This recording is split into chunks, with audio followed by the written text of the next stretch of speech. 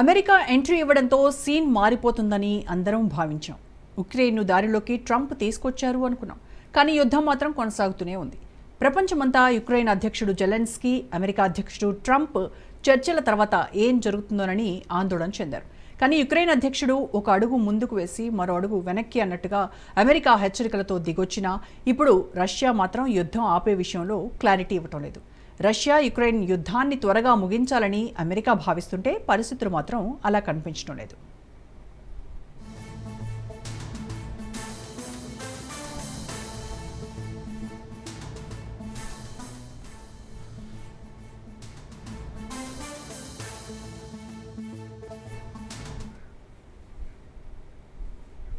మొత్తం వ్యవహారంలో రష్యా వేస్తున్న అడుగులను అమెరికా నిశితంగా గమనిస్తోంది.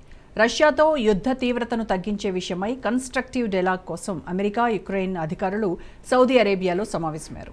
చర్చలు సుహృద్భావ వాతావరణంలో జరిగాయని అమెరికా అంటుంటే చర్చలు కష్టంగా మారాయంటోంది రష్యా.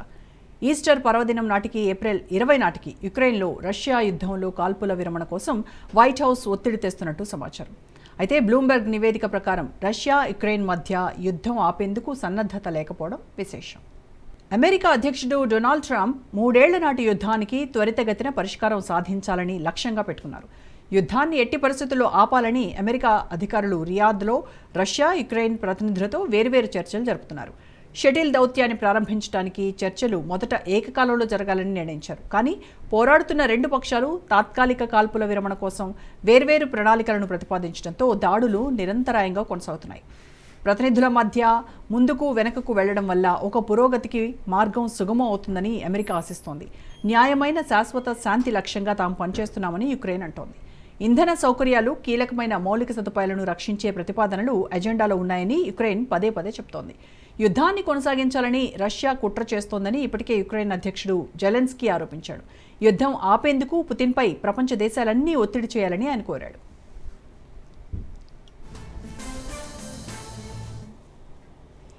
మరోవైపు యుద్ధం ఆపే విషయమై అమెరికా, రష్యా మధ్య చర్చలు కొనసాగుతున్నాయి. రష్యా ప్రతినిధి బృందం ఆదివారం రియాద్కు చేరుకున్నట్టు రష్యన్ రాష్ట్ర మీడియా నివేదించింది. తాజా ఒప్పందం పూర్తి స్థాయి కాల్పుల విరమణకు దారితీస్తుందని అమెరికన్ రాయబారి స్టీవ్ విట్కాఫ్ ఆశావాదం వ్యక్తం చేశారు. సోమవారం సౌదీ అరేబియాలో యుద్ధానికి బ్రేక్ విషయంలో స్పష్టమైన పురోగతి చూడబోతున్నారని ఆయన విశ్వాసం వ్యక్తం చేశారు. 2 దేశాల మధ్య నౌకలపై నల్ల సముద్రం వద్ద కాల్పుల విరమణ తొలి మెట్టు అవుతుందని ఆయన తెలిపాడు.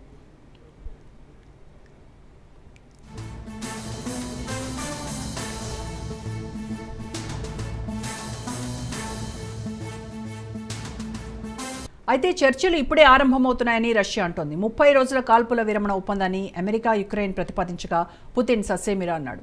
మరోవైపు చర్చలకు ముందు డ్రోన్ దాడులు కొనసాగుతున్నాయి. ఓవైపు చర్చలు జరుగుతున్నట్టుగా కనిపిస్తున్నా మరోవైపు కొత్తగా డ్రోన్ దాడులు కొనసాగుతున్నాయి. తాజా దాడిలో రష్యా ఆ దేశంపై 147 డ్రోన్లను ప్రయోగించిందని యుక్రెయిన్ వైమానిక దళం ఆరోపించింది. దీని గురించి మాట్లాడటానికి మనకు ప్రముఖ రాజకీయ విశ్లేషకులు పెంటపాటి పుల్లారావు గారు ప్రస్తుతం అందుబాటులో ఉన్నారు. గుడ్ ఈవినింగ్ అండి పుల్లారావు గారు. Good evening. పుల్లారావు గారు, యుక్రెయిన్, రష్యా మధ్య 3 సంవత్సరాలుగా జరుగుతున్నటువంటి యుద్ధం ముగింపు దశకు చేరుకుంటుందనేటువంటి చర్చ ప్రపంచవ్యాప్తంగా కొనసాగుతుంది. అయితే ఈ రెండిటికి మధ్య ఒక సౌదీ అరేబియా వేదికగా ఒక కీలక ఒప్పందం దిశగా అడుగులు పడుతున్నట్టుగా తెలుస్తుంది. ఎందుకు సౌదీ అరేబియానే కీలక వేదికగా మార్చుకున్నారంటారు? అంటే ఆ దేశానికి ఇటు అమెరికా కావచ్చు, ఇటువైపు 2 దేశాలతో సత్సంబంధాలు ఉండడమే మేజర్ రీజన్ అంటారా? 2 దేశాలతో మంచి ఇంపార్టెన్స్ ఉన్నది, ధనం ఉన్న దేశం. వాళ్ళు కూడా కొద్దిగా రష్యా మీద కొద్దిగా పలుకుబడి ప్రభావం ఉన్నది. రష్యాతో అన్నీ ఆలోచించి పెట్టారు సౌదీ అరేబియా. యూరోప్లో పెడితే రష్యా రాదు, ఇంకో చోట పెడితే యుక్రెయిన్ రాదు. సో న్యూట్రల్ దేశంగా సౌదీ అరేబియా పెట్టారు. అంతేగాని ఆ సౌదీ అరేబియాకి అంత పెద్ద రోల్ లేదు ఈ విషయంలో. కానీ అది మెయిన్ రీజన్, కన్వీనియన్స్. వాళ్ళు న్యూట్రల్గా ఉన్నారు. దాని గురించి చెప్పినంత విన్నాను. ఇంట్లో వచ్చింది ఏమిటంటే కొంచెం నా కమెంట్ ఇవ్వచ్చు. అంటే మీరు చెప్పింది విన్నా, మీరు అబ్జర్వేషన్స్ 118 ఏళ్ళు పడుతుంది ఇలా యుద్ధం జరిగితే రష్యా ఆక్రమించే భూమి లెక్క పెడితే లేటెస్ట్గా ఒక పెద్ద రైటర్ క్యాల్కులేషన్ అంటే అది జనరల్గా యుద్ధం స్టీల్ మేట్ అయిపోయింది. స్టీల్ మేట్ అంటే ఇంకా అలా మెల్లిగా వెళ్తుంది. రష్యా కూడా అయిపోవాలి ఆగాలి, అది యుద్ధం ఉన్నది కానీ బయటికి చెప్పలేరు. బయటికి చెప్తే చాలా అసహ్యమైన పరిస్థితి వచ్చేస్తుంది, ఎందుకంటే వాళ్ళు ఓడిపోయినట్టుగా వస్తారు. సో ఇప్పుడు 30 రోజులు 40 రోజులు అన్నారు. డొనాల్డ్ ట్రంప్ రష్యాకి తెలిసింది ఏంటంటే ఒకసారి యుద్ధం 30 రోజులు ఆగాక మళ్ళీ రివైవ్ చేయటం కష్టం, మళ్ళీ యుద్ధం మళ్ళీ మొబిలైజ్ చేయటం కష్టం. ఎంతవరకు ఆగితే అంతవరకు. తర్వాత మనం అందరం ముందల నుంచి ఏం విన్నాం, డొనాల్డ్ ట్రంప్ రష్యా తరఫున ఉన్నాడు అని విన్నాం. ఏదో రష్యాకి ఇచ్చేది అన్నాడు. కానీ అదొక టాక్టిక్. బల్లకి టేబుల్కి తీసుకురావాలి రష్యా అంటే మీకు కావాల్సినవి అన్నీ చేస్తాం అంటే వస్తా, రష్యా అందుకునే వస్తా. మళ్ళీ ఇప్పుడు డొనాల్డ్ ట్రంప్ ఒక్క అడుగు వెనక్కి వేసాడు, నువ్వు కూడా వెనక్కి వెళ్ళిపోవాలి భూమించాను. డొనాల్డ్ ట్రంప్ చాలా ఇంటెలిజెంట్గా చేస్తున్నాడు, నెగోసియేషన్ బాగా చేస్తున్నాడు. రష్యా కూడా ఒప్పుకోకపోతే కష్టమైపోతాయి. ట్రంప్ కనుక ఫుల్ స్పీడ్గా ఒప్పుకోకపోతే యుక్రెయిన్కి సాయం చేస్తే రష్యాకి తట్టుకోలేదు. సో మనం చూసేది ఏంటంటే ఫస్ట్ ఆఫ్ ఆల్ 30 రోజులు ట్రూస్కి ఒప్పుకుంటారు. రష్యా ఏదో కండిషన్స్ పెట్టింది, యుద్ధం జరుగుతుంది కానీ మేము బిల్డింగ్స్ అయ్యి ఏం పడగొట్టం అవి ఏదో అన్నది, బాంబు చెయ్యం ఇన్ఫ్రాస్ట్రక్చర్. బట్ ట్రెండ్ బట్టి చూస్తే రష్యా ఒప్పుకునే పరిస్థితి వస్తుంది. కానీ మొహం చెల్లాలి, ఫేస్ సేవి మొహం చెల్లేటట్టుగా చేయాలి. అది పెద్ద ఆలోచన, పెద్ద ఎఫర్ట్ జరుగుతుంది. సో మనకి రేపు ఎల్లుండ నేను కూడా అనుకుంటున్నా 30 రోజులు పీస్, శాంతి 30 రోజులకి ఒక అగ్రిమెంట్కి వస్తారు అని మనం ఎదురు చూడవచ్చు. అయితే ఈ శాంతి చర్చలు ఏవైతే ఉన్నాయో ఇవి ఉక్రెయిన్కి న్యాయం చేస్తాయంటారా, లేదంటే రష్యాకి ఎక్కువగా ప్రయోజనం కలిగేలాగా ట్రంప్ ఈ పీస్ టాక్స్ ఉంటాయంటారా? రష్యాకి నేను చేస్తాను వచ్చే సెటిల్మెంట్ అన్నట్టుగా తీసుకొచ్చారు మొదలు సెటిల్మెంట్. మనం ఈ భూమి తగులు చూస్తాం కదా అన్ని చోట్ల సెటిల్మెంట్ అంటారు. ఇద్దరు ఏదో పెద్ద మనిషి కూర్చొని మీ ఇద్దరు తగు నేను తీరుస్తా కోర్టులోకి వెళ్తే కానీ తీసుకొచ్చి కూర్చోబెడతారు. కూర్చోబెట్టాక ఇంకా ఎంత గొప్పలైనా వాళ్ళకి ఒకసారి కూర్చున్నాక ఇంకా కంట్రోల్ పోతాయి. డొనాల్డ్ ట్రంప్ అది తెలుసు. మొదలు వచ్చి మీకు చేస్తా జాయో అని యుక్రెయిన్ తిట్టాడు, ఎందుకంటే వాళ్ళు కూర్చోబెడతాను. ఇప్పుడు మెల్లిమెల్లిగా అర్థమైన రష్యాకి ఏంటంటే డొనాల్డ్ ట్రంప్ అంత సింపుల్ మనిషి కాదు, ఏదో మనకి ఇచ్చేస్తాడు అడవాడు చేశాడు కానీ మనకు కూడా దెబ్బ తగులుతారు, మనం కూడా కొద్దిగా వెనక్కి వెళ్ళిపోమంటాడు. కొద్దిగా వెనక్కి వెళ్ళిపోతే ఇంకేమున్నది రష్యాకి. రష్యా ఏంటంటే ఇప్పుడు ఉన్న మేము ఎంత ఆక్రమించామో అంత అక్కడే పెట్టాలి ఇంక శాంతి, లైన్ ఆఫ్ కంట్రోల్ అంటే అక్కడే లైన్ ఉంటుంది. దాంతోపాటు యుక్రెయిన్ నాటో అనే సంస్థ జాయిన్ అవ్వకూడదు, ఏవో కండిషన్. ట్రంప్ అని సరే అన్నాడు కానీ అసలు వెనకాల జరిగేది ఏంటంటే రష్యా కూడా వెనక్కి వెళ్ళిపోవాలట. అది వచ్చిన ప్రాబ్లం. అయితే మీరు అన్నట్టుగా ఇప్పుడు ట్రంప్ ఏదైతే ఈ దౌత్యపరమైనటువంటి ప్రయత్నాలు చేస్తున్నాడో ఇవి దీర్ఘకాలంగా లాంగ్ టర్మ్ పీస్ని ఇస్తాయంటారా, లేదంటే మీరు చెప్పినట్టుగా ఆయన ఒక డీల్ మేకర్ ఇమేజ్ కోసమే ఆయన ట్రై చేస్తున్నాడు అనుకోవాలా? Deal maker image, Nobel prize ఇవ్వాలి నాకు అన్నీ అంటున్నాడు. కానీ ఒకసారి యుద్ధం ఆగాక ఇక రష్యా దగ్గర ఓపిక లేదు, మళ్ళీ మొబిలైజ్ చేయలేదు. ఇప్పుడైతే ఏదో చేస్తున్నారు రష్యా హిస్టరీ మీద, సైన్యాన్ని ఎక్కువ మందిని తీసుకొచ్చి 1,00,000 మంది పైన చచ్చిపోయారా, 2 లక్షల మంది చచ్చిపోయారా అని వస్తుంది ఫిగర్. అంటే చాలా పెద్ద ఫిగర్ ఈ రోజుల్లో. సెకండ్ వరల్డ్ వార్లో, రెండో ప్రపంచ యుద్ధంలో రష్యా 1 కోటి మంది ఎంతోమంది చచ్చిపోయారు. అది 2 కోట్ల మంది అంటారు వాళ్ళు. అది వేరు, 5 సంవత్సరాల యుద్ధం. ఇలాంటి యుద్ధానికి ఇంతమంది పోతారని ఎవరు అనుకోలేరు. లాస్ట్ టైం రష్యాకి పెద్ద క్యాజువాలిటీస్ ఏంటంటే 40 సంవత్సరాల క్రితం ఆఫ్ఘనిస్తాన్ ఎంటర్ అవ్వాక 20-30 వేల మంది చచ్చిపోయారు. అది ఎప్పుడైతే అవ్విందో రష్యాలో కమ్యూనిస్ట్ పార్టీ ధరించిపోయింది. ఇప్పుడు ఎవరు పోతారు? రష్యా డిఫీట్ అవనగానే పుతిన్ పోతాడా ఎవరు పోతాడో చూడాలి. మీరు కొంచెం రష్యా డీప్ హిస్టరీ కూడా వెళ్ళాలి. 1995లో రష్యా యుద్ధం జపాన్ మీద స్టార్ట్ చేసింది. అది కూడా ఒక కామెడీలాగా ఉంటుంది. ఒక 100 వాళ్ళు బ్లాక్ సీ అన్నారు కదా, నల్ల సముద్రం నుంచి అలాగే ఆఫ్రికా చుట్టూరా సంవత్సరం పట్టింది వెళ్ళేటారు జపాన్కి. అక్కడ ఒక్క రోజులో జపాన్ ఆ వాళ్ళని ముంచేశాను, ఒక్కరోజు. అప్పుడు ఏమైందంటే దాని ఇంపాక్ట్, రష్యన్ సామ్రాట్ జార్ ఒక 10 సంవత్సరాల్లో ఆయన తగ్గిపోయి ఆయన మొత్తం సామ్రాజ్యం పడిపోయింది. రష్యాలో ఒక డిఫీట్ అవగానే ఎంత మార్పు వస్తుంది. అది పుతిన్కి తెలుసు. ఓడిపోయాం, ఇదంతా వేస్ట్ అంటే అతని మీద ఎదురు వచ్చేస్తుంది, తీసేస్తా, ఆర్మీ ఎవరు తీసేస్తా. అతను చాలా జాగ్రత్తగా ఉంటున్నాడు. కానీ ఇప్పుడు డొనాల్డ్ ట్రంప్ వ్యవహారం అదంతా చూస్తే రష్యా అనుకున్నంత సింపుల్గా డొనాల్డ్ ట్రంప్ లేడు. ముందలు కూర్చోబెడతానికి చేస్తున్నాం కదా అని వాళ్ళ ఫారెన్ మినిస్టర్ కూడా ఆ మాట బయటకు వచ్చాడు. ఎవరైతే సౌదీ అరేబియాలో మొన్న చెప్పారు కదా ఫస్ట్ టైం టాక్స్కి వెళ్ళినప్పుడు మార్క్ రూబియో, వాళ్ళు ఏమన్నాడంటే ఫస్ట్ ఆఫ్ ఆల్ తేవాలి కదా బల్ల దగ్గరికి, ఎలాగొస్తారు, నీకు కావాల్సిందంతా ఇస్తామంటే బల్లకు వచ్చి కూర్చుంటాడు. సో రష్యాకి తెలిసింది ఏంటంటే డొనాల్డ్ ట్రంప్ ఎంత మంచిగా మాట్లాడుతాడో అంత వ్యతిరేకం తిరిగి యుక్రెయిన్కి ఫుల్ సపోర్ట్ ఇస్తే రష్యా ఆగలేదు. సో ఇవన్నీ తెలుసు రష్యాకి. చాలా డీలు లోపల ఎన్నో చక్రాలు తిరుగుతున్నాయి, ఎన్నో అవసరాలు ఉన్నాయి. డొనాల్డ్ ట్రంప్ని ఎలాగ మనం సాటిస్ఫై చేయాలి రష్యా. ఉదాహరణ చెప్తున్నా, డొనాల్డ్ ట్రంప్ ఏదో గ్రీన్లాండ్కి వెళ్ళిపోతానంటే నువ్వు వెళ్ళిపో మేము అర్థం రామంటున్నారు రష్యా పక్కన ఉన్న గ్రీన్లాండ్. చైనాతో నువ్వు స్నేహం మానేయాలంటే మానేస్తా ఉంటున్నారు రష్యా. మానవపోయినా ఎన్నో ఇది డీల్ కనపడని డీల్స్ ఎన్నో జరుగుతున్నాయి. సో అందువల్ల మనం ఒక సింపుల్గా ఆలోచించవలసింది ఏంటంటే యుక్రెయిన్ ఇంకా దెబ్బలాడలేదు, రష్యా కూడా దెబ్బలాడలేదు. కాస్ట్లీ అయిపోయింది 3 years. ఇద్దరు పీస్ కోసం డొనాల్డ్ ట్రంప్ రెడీ చేశారు. డొనాల్డ్ ట్రంప్ అలా మాట్లాడకపోతే యుక్రెయిన్ జెలెన్స్కీ కూడా ఒప్పుకునేది లేదు. ఆయన కూడా ముందు హడావిడి చేసి అతను తొక్కేశాడు. రష్యా మీద ప్రెషర్ తీసుకొస్తాడు, సౌదీ అరేబియా కూడా తీసుకొస్తుంది రష్యా మీద, అందరూ ఒప్పుకోండి తగ్గిపోండి అని. సో నేను అనుకుంటున్నా చాలా వరకు ట్రంప్ ఈ విషయంలో సక్సెస్ఫుల్గా మొత్తం బయటకు వస్తాడు, పీస్ మాత్రం తీసుకొస్తాడు నేను భావిస్తాను. పుల్లారావు, అవుట్ ఆఫ్ క్యూరియాసిటీ నేను అడుగుతున్నాను, అంటే పుతిన్ ఈ కాల్పుల విరమణకు ఎందుకు ఒప్పుకున్నాడు? నిజంగా ఆయన శాంతి కోసం ఒప్పుకున్నాడా, లేదు అని అంటే యుద్ధంలో ఆధిపత్యం కోసం ఏమన్నా టైం బయింగ్ అనుకోవాలా? ఇది టైం బయింగ్ యుక్రెయిన్కి హెల్ప్ అవుతుంది, రష్యాకి కాదు. రష్యాకి ఈ 30 రోజులు మొదలు ఆప్ చేస్తాం, తర్వాత పర్మనెంట్ ట్రూస్ అయిపోతుంది అనుకోవటానికి ఈ వార్ మషీన్ ఎలా ఉన్నదంటే అక్కడ యుద్ధం చేసే మషీన్ రష్యా ఒకసారి ఆగితే మళ్ళీ స్టార్ట్ అవ్వలేదు. యుక్రెయిన్ ఆగటంలో యుక్రెయిన్ చేసే యుద్ధం ఏంటంటే యుక్రెయిన్ డిఫెన్స్ పోస్చర్లో ఉన్నది. డిఫెన్స్ అంటే వాళ్ళు అటాక్ చేస్తున్నారు. సో యుక్రెయిన్కి అవకాశం వస్తుంది, మళ్ళీ తీసుకొచ్చి ఇంకా గట్టిగా చేస్తారు. సో అటాకర్కి ఇది నష్టం. అటాక్ చేసే దేశానికి సాధారణంగా ఆగాలి, మనం దెబ్బలాడకూడదంటే నష్టం. ఆ మొమెంటం పోతుంది, ఆ స్పీడ్ పోతుంది. సో యుక్రెయిన్కి పుతిన్ భయపడేది ఏంటంటే ఈ 30 రోజుల్లో వాళ్ళు మళ్ళీ తయారైపోతారు.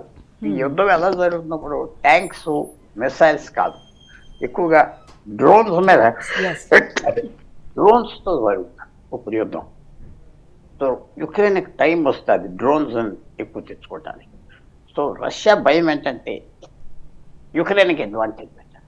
యుక్రెయిన్ పట్టించుకోవట్లేదు, ఎందుకంటే యుక్రెయిన్కి ఇప్పుడు అంత లెవరేజ్ లేదు. యూరోపియన్ దేశాలు సపోర్ట్ చేస్తూ ఉన్నారు, అమెరికా వెళ్ళిపోయినా మేము యుద్ధం చేయడానికి రెడీగా ఉన్నామని చెప్పినా. సో ఇది రష్యాకి డిసడ్వాంటేజ్ అవుతుంది. 30 రోజులు పీస్ అనగానే పూర్తిగా అయిపోతారు పీస్. ఇప్పుడు జెలెన్స్కీ కూడా ఈ టెరిటోరియల్ కాంప్రమైజ్ను రిజెక్ట్ చేయడం అని అంటే అది యుక్రెయిన్కు శాంతిని దూరం చేస్తుందంటారా, లేకపోతే ఇది లాంగ్ టర్మ్ సెక్యూరిటీని ఇస్తుందా? అంటే ఇప్పుడు ఎలా వచ్చిందంటే జెలెన్స్కీ కూడా చాలా సపోర్ట్ చేశారు, అమెరికా చేస్తూ ఉంటారు అనుకుంటే ఆ ఈక్వేషన్ అమెరికా తప్పు ఉన్నది. ఎప్పుడైతే అమెరికా తప్పుకున్నదన్నారో జెలెన్స్కీ చేతిలో అంత బలం లేదు. లెక్క లేకుండా ఉన్న ట్రంప్ ఎవరిని లెక్క పెట్టలేదు. సో జెలెన్స్కీ ఒప్పుకోకపోతే అన్నీ పోతాయి. అందువల్ల కొంతవరకైనా సేవ్ చేసుకోవచ్చని మళ్ళీ దారికి వచ్చాడు అమెరికాతో. యూరోప్ వాళ్ళు కూడా అదే అంటున్నారు, ఏదో రకంగా మనం కొంచెం శాంతి తెచ్చుకోవాలి, కొంచెం పీస్ తెచ్చుకొని టర్మ్స్ బాగా చేసుకుందాం అన్నారు. రష్యాకి ఏమొచ్చిందంటే మీరు ఇందాక నుంచి మాట్లాడింది, రష్యా ఎంత బలంగా ఉండినా అడ్వాన్స్ అవట్లేదు, స్లోగా అడ్వాన్స్ అవుతుంది. ఎవరో రాసినట్టుగా 118 ఏళ్ళు పడుతుంది మొత్తం యుక్రెయిన్ ఆక్యుపై చేయడానికి. ఈ రేట్ ఆఫ్ స్పీడ్లో ఇప్పుడు వెళ్ళి మెల్లిమెల్లిగా చేసుకుంటాను. సో అందువల్ల డొనాల్డ్ ట్రంప్ ఇంటర్వెన్షన్ ఏంటంటే ఆయన ఏదో రకంగా యుద్ధం ఆప్ చేద్దాం, అమెరికాకి డబ్బు సేవ్ అవుతుంది, నేను ఏదో యుద్ధం ఆప్ చేశానని ఆ పేరు కోసం చేస్తున్నాడు అతను. కానీ ఏది లెక్క లేకుండా చేస్తున్నాడు కాబట్టి యుక్రెయిన్ ఒప్పుకునేవలసి వచ్చింది. ఇంకో ప్రెసిడెంట్ అయితే జెలెన్స్కీ ఒప్పుకోకపోదు. డొనాల్డ్ ట్రంప్ పద్ధతి వేరు, ఆయన వ్యవహారం వేరు కాబట్టి జెలెన్స్కీ కూడా లొంగిపోయాడు. అంటే ఇది లాంగ్ టర్మ్. జెలెన్స్కీ యా, అంటే క్రిమియా కానీ ఇటు డాన్ బాస్ని కానీ వదులుకోకపోవడం యుద్ధాన్ని ఇంకా ముందుకు తీసుకెళ్తుందంటారా? క్రిమియా 2014లో పోయింది, ఇంకా తిరిగి రాదు, కష్టం, రాదు. ఎంతో విశేషంగా ఏమన్నా ఫ్యూచర్లో చెప్పలేం కానీ ప్రస్తుతం రాదు. అవన్నీ పోయినాయి. మొన్న స్టార్ట్ అయింది ఫిబ్రవరి 20వ తారీఖు, 24వ తారీఖు, 2022. అప్పటి నుంచి లెక్కేసుకోవాలి, అప్పటి నుంచి బోర్డర్స్ లెక్కేసుకోవాలి. అప్పుడు ఆ బోర్డర్స్కి వెళ్ళిపోతాడా పుతిన్ తిరిగి అంటే వెళ్ళడు, కష్టం. కొంతవరకైనా వెళ్ళిపోతే జెలెన్స్కీకి సేవ్ అవుతుంది ఫేస్. కొంతవరకు వెళ్ళిపోయారని. జెలెన్స్కీ ఏమిటంటే ఆయన ఫేస్ సేవ్ చేసుకోవాలి. ఆయన యుక్రెయిన్ కూడా మేము ఒప్పుకున్నా ఓడిపోలేదు అని చెప్పుకోవాలి. అమెరికా దానికి ఏదేదో చెప్తుంది, మీ మినరల్లు, మీ పవర్ స్టేషన్స్ అన్నీ మేము తీసుకుంటాం, అప్పుడు రష్యా ఇన్వైట్ చేయదు, అవన్నీ ఏదో అంటున్నాడు ట్రంప్ తెలియక. బట్ మెయిన్ థింగ్ ఏమిటంటే ఇద్దరు అలసిపోయి ఉన్నారు.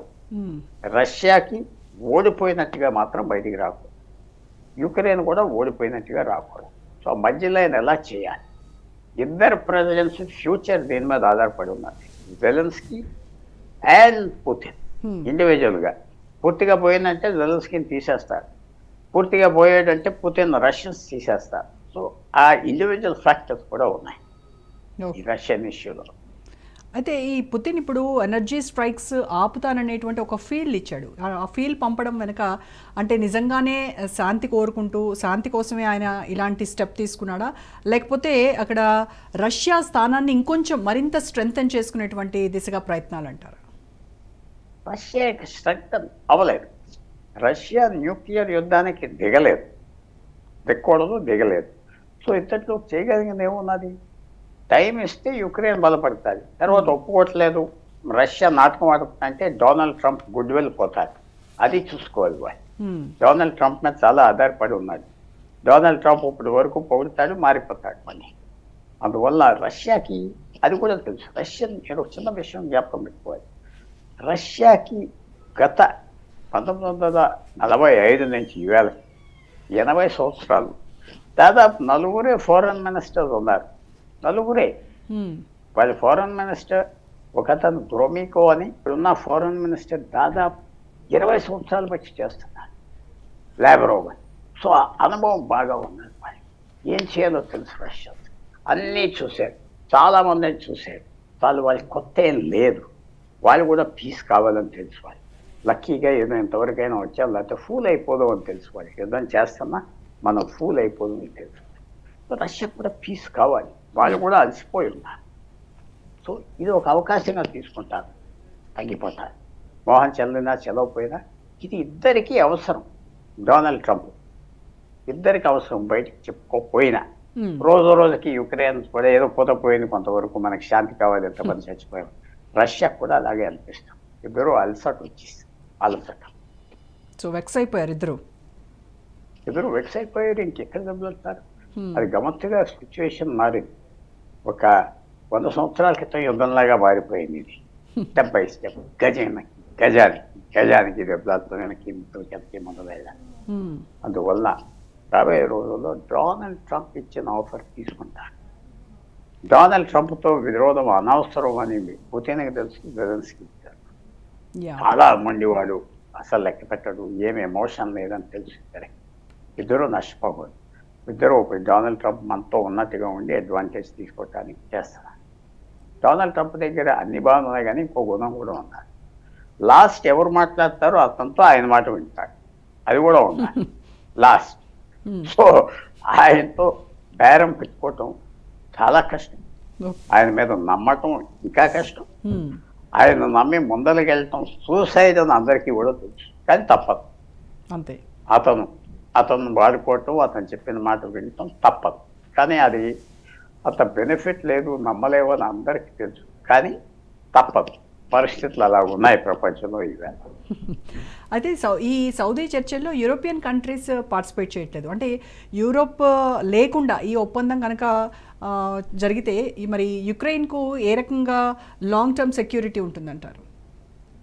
ఇప్పుడు యుక్రెయిన్కి సెక్యూరిటీ వచ్చేస్తుంది ఆటోమేటిక్. పీస్ వస్తే కొంచెం ఏరియా పోయినా వచ్చేస్తారు.